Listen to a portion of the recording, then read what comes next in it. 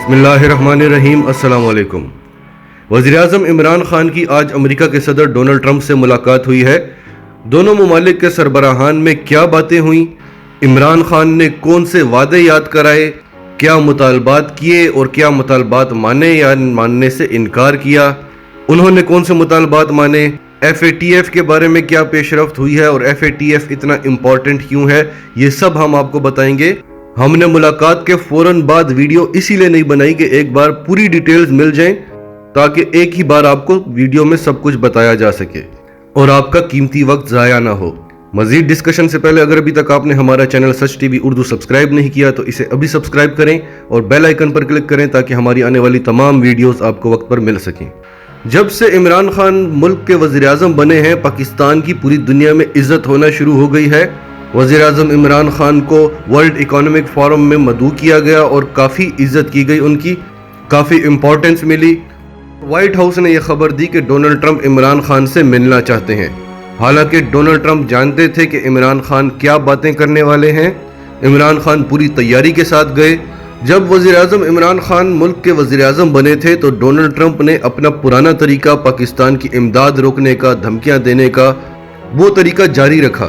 پھر جب انہوں نے دیکھا کہ یہ بندہ تو اس طرح سے ہاتھ آنے والا نہیں ہے، تو انہوں نے وزیر اعظم عمران خان کو امریکہ میں دعوت دی، ان سے ملاقات کی، دوستی کا ہاتھ بڑھایا اور ان سے کچھ وعدے کیے۔ امریکہ نے پاکستان سے ایک مطالبہ کیا تھا کہ پاکستان افغان میں امن کے لیے مذاکرات کرائے، اپنا پازیٹیو رول پلے کرے، جو پاکستان نے بڑی کامیابی سے کرائے تھے۔ لیکن امریکہ نے پھر سے ایک حملہ کر کے وہ مذاکرات خراب کر دیے تھے اور بعد میں پتہ چلا تھا کہ ان سب کے پیچھے بھارت کا ہاتھ تھا اور جو اس حملے کے ذمہ داران تھے ان کی ٹرمپ نے چھٹی کروا دی تھی۔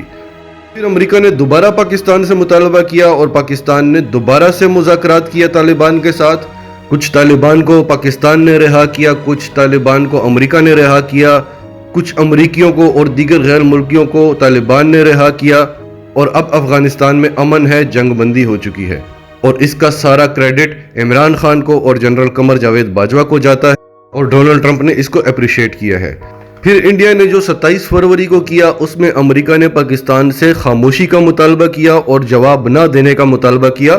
جنرل زبیر کو فون کیا گیا تھا اور جنرل زبیر نے کہا ہم جواب دیں گے اور 24 گھنٹے کے اندر دیں گے، اور دیا۔ تو وہاں بھی امریکہ کا پلڑا انڈیا کی طرف تھا، جو ہمیشہ سے ہوتا رہا۔ پاکستان خاموشی سے مانتا رہا تاکہ ہمیں آسانی سے قرضے ملتے رہیں، امداد ملتی رہے اور اس طرح کے مسئلے مسائل نہ ہوں کہ FATF میں جیسے اب ہمارا نام ڈال دیا گیا ہے۔ پھر ڈونلڈ ٹرمپ نے عمران خان سے ملاقات میں کشمیر میں ثالثی کا وعدہ کیا تھا۔ اس کے بعد انڈیا نے کیا کیا کہ کشمیر سے الٹا اقدامات کرنے شروع کر دیے، 370 ختم کر دیا، 35A ختم کر دیا، کشمیر پر کرفیو لگا دیا اور کشمیر کو انڈیا کا حصہ بنا دیا یک طرفہ طور پر۔ اس پر بھی پوری دنیا نے عمران خان کی بات کو سنا، سمجھا۔ اس بار وہ باتیں چھپی نہیں رہیں، لیکن کھل کر امریکہ نے پاکستان کا ساتھ نہیں دیا، بلکہ چھپ چھپ کر درپردہ وہ انڈیا کا ساتھ دیتا رہا۔ ابھی سیکیورٹی کونسل کا تیسرا اجلاس ہوا بند کمرے میں کشمیر کے موضوع پر، جو عمران خان کی بہت بڑی سفارتکاری ہے، بہت بڑی کامیابی ہے۔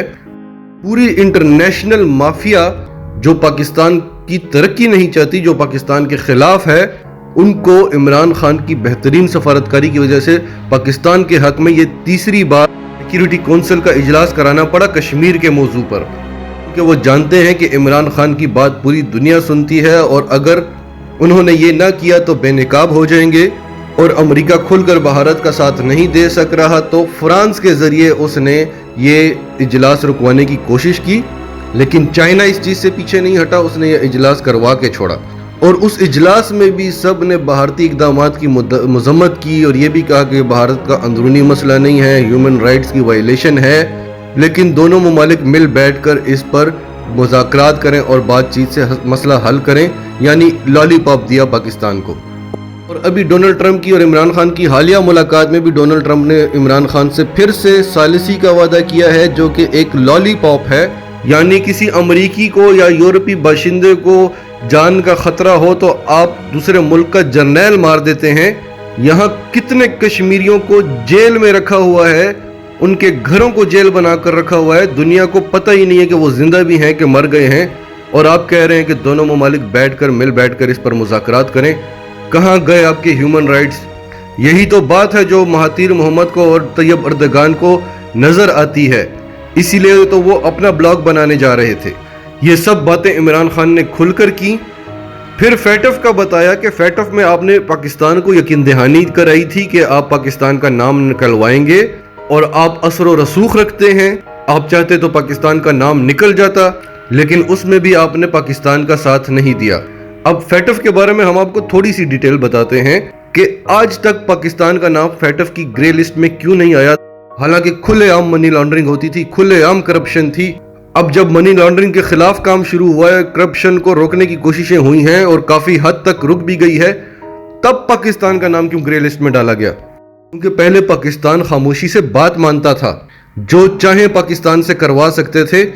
اب پاکستان بات نہیں مان رہا، اب پاکستان ترقی کرنا چاہتا ہے، اب پاکستان امداد نہیں لے رہا، سی پیک پر اب باتیں نہیں کام ہو رہا ہے۔ اور سب سے بڑا پاکستان کا گناہ کہ اس نے تیل کے کنویں کھودنے شروع کر دیے ہیں۔ کیسے روکا جائے؟ کتنے انویسٹرز بیٹھے ہوئے ہیں تیار کہ پاکستان کا نام فیٹف کی گرے لسٹ سے نکلے اور ہم پاکستان میں انویسٹمنٹ کریں۔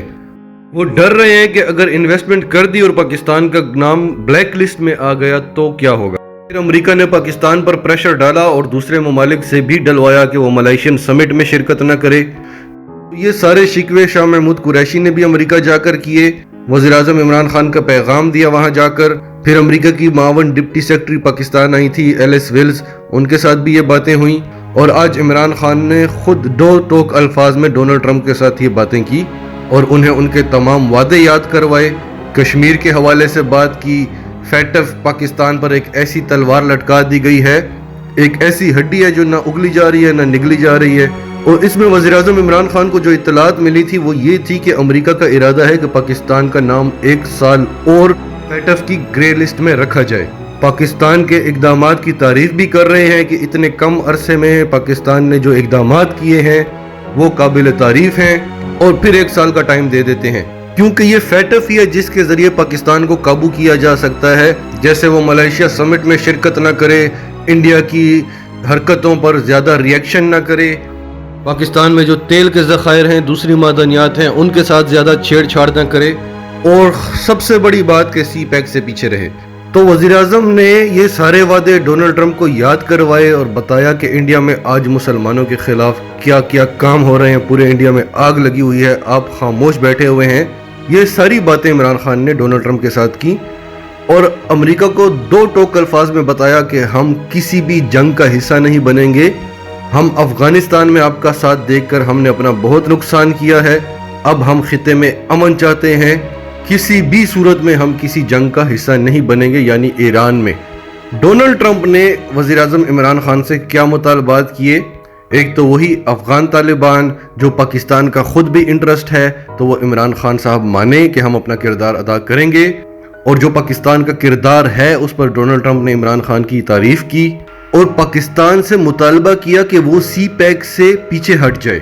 پاکستان کی ترقی کے علاوہ امریکہ کو جو سب سے بڑی پرابلم ہے وہ چائنا کی ہے کہ چائنا مزید مضبوط ہو جائے گا۔ پاکستان کو کہا کہ جو چائنا جس ریٹ پہ آپ کو قرضے دے رہا ہے وہ آپ واپس نہیں کر سکیں گے، حالانکہ پاکستان کتنی بار ان کو یقین دلا چکا ہے کہ چائنا کے ساتھ جو ہم نے جو چائنا سے قرضے لیے ہیں وہ ہمارے باقی قرضوں کے مقابلے میں سب سے کم ریٹ پر ہیں، اور جو انویسٹمنٹ چائنا کر رہا ہے اس میں 80% جو ہے وہ قرضے نہیں ہیں۔ لیکن امریکہ اس بات کو نہیں مان رہا، اور پاکستان نے یہ بھی بتایا کہ یہ ہمارے اندرونی معاملات ہیں اور اب اس پر چائنا کا بھی سخت ریئیکشن آئے گا۔ لیکن اس بار امریکہ نے کھل کر یہ مطالبہ کر دیا اور پاکستان کو سبز باغ دکھائے ہیں کہ اس کے بدلے ہم آپ کی ہر بات مانیں گے، معیشت کی بہتری میں پاکستان کی مدد کریں گے۔ اور ایک اور بات ڈونلڈ ٹرمپ نے عمران خان سے کی کہ پاکستان میں جو شیل گیس کے ذخائر ہیں ان میں پاکستان امریکہ سے مدد لے۔ اب آپ سمجھ گئے نا ناظرین، سچ ٹی وی اردو آپ کو شروع سے کیا بتا رہا ہے کہ امریکہ کو کیا تکالیف ہیں پاکستان سے۔ سب سے بڑی تکلیف سی پیک کی ہے، اس کے بعد پاکستان اپنے ذخائر کو چھیڑ رہا ہے جن پہ امریکہ کی بہت پہلے سے نظر ہے۔ پاکستان کو قرضوں پہ قرضے دیتا رہا نواز شریف اور زرداری کے دور میں، تاکہ ایک دن پاکستان ڈیفالٹ کر جائے اور پاکستان کے اثاثوں پر مالیاتی ادارے قبضہ کر لیں، جو مالیاتی ادارے امریکہ کے ہیں۔ جنگ تو ہو نہیں سکتی، جو ہی پاکستان دیوالیہ ہوگا سب سے پہلے ایٹمی اثاثوں پر قبضہ ہوگا، پھر پاکستان کی معدنیات پر ہوگا، یہی گیم تھی جو عمران خان کے آنے سے خراب ہو گئی۔ بہرحال عمران خان نے ڈونلڈ ٹرمپ کا کوئی مطالبہ نہیں مانا سوائے افغان طالبان کے ساتھ مذاکرات کرانے میں، افغانستان میں امن کرانے میں، کیونکہ وہ پاکستان کا اپنا انٹرسٹ ہے۔ اور ڈونلڈ ٹرمپ نے عمران خان کی کسی بات سے انکار نہیں کیا۔ کشمیر کے مسئلے پر 20 ثالثی کا دوبارہ سے وعدہ کیا ہے، بھلے ہی لالی پاپ دیا ہو لیکن انہوں نے عمران خان کی ساری باتیں مانی ہیں۔ فیٹف میں گرے لسٹ سے نکالنے کی بھی پاکستان کو تسلی دی ہے۔ اور سب سے بڑی بات جو عمران خان کا ایک اور مطالبہ تھا کہ آپ نے ہم سے وعدہ کیا تھا کہ پاکستان اور امریکہ کے درمیان تجارت کو بڑھائیں گے، اس پر کوئی پیش رفت نہیں ہوئی ہے۔ وہ بھی ڈونلڈ ٹرمپ نے کہا کہ وہ ایک ٹیم بھیجیں گے پاکستان اور اس چیز کو آگے بڑھائیں گے۔ اور پھر ڈونلڈ ٹرمپ نے عمران خان سے وعدہ کیا کہ وہ پاکستان کا دورہ کریں گے۔ اگر یہ ہو گیا تو یہ بھی پاکستان کا دنیا پر ایک بہت اچھا اثر پڑے گا کہ پاکستان پرامن ملک ہے، یہاں پر انویسٹمنٹ کی جا سکتی ہے۔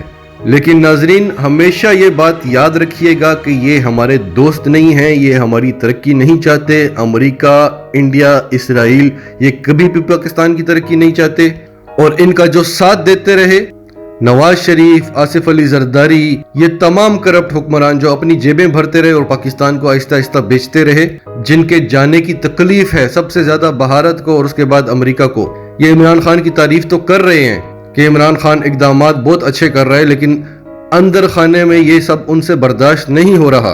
اور یہ ڈونلڈ ٹرمپ جو عمران خان سے مطالبات کر رہے ہیں، ڈونلڈ ٹرمپ کو پیغامات دیے جا رہے ہیں کہ ہمیں آنے دیا جائے، ہم یہ سب کچھ کریں گے جیسے پہلے کرتے رہے ہیں۔ پہلے صرف باتیں ہوتی تھیں، سی پیک کی، تیل کی کھدائی کی، اس طرح کی باتیں ہوتی تھی، صرف پیسہ سارا کہاں پہ لگتا تھا؟ اورنج لائن، ڈینش سکول، یعنی ایسے پروجیکٹ جہاں پہ پیسہ ضائع ہو جائے، جس سے پاکستان مضبوط نہ ہو سکے اور ان کی کمیشنیں بھی پروجیکٹس میں بنتی رہیں۔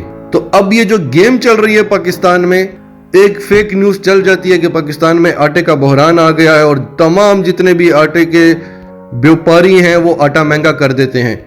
کبھی کون سی گیم اس عوام کو پوری طرح سے بے وقوف بنایا جا رہا ہے تاکہ یہ عوام ہی عمران خان کے خلاف اٹھ کھڑی اور عمران خان اتنا تنگ آ جائے کہ جن کے لیے میں لڑ رہا ہوں وہی مجھے کام نہیں کرنے دے رہے اور میں جا رہا ہوں۔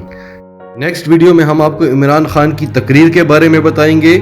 آپ کا اس سب کے بارے میں کیا کہنا ہے؟ کمنٹس میں اپنی رائے کا اظہار ضرور کریں، اور اگر آپ ہمارے چینل پر نئے ہیں تو ابھی سچ ٹی وی اردو کو سبسکرائب کریں، سچ ٹی وی اردو فیملی کا حصہ بنیں اور ہماری ویڈیوز کو لائک اور شیئر کریں تاکہ ایک پازیٹیو پیغام ہر پاکستانی تک پہنچتا رہے۔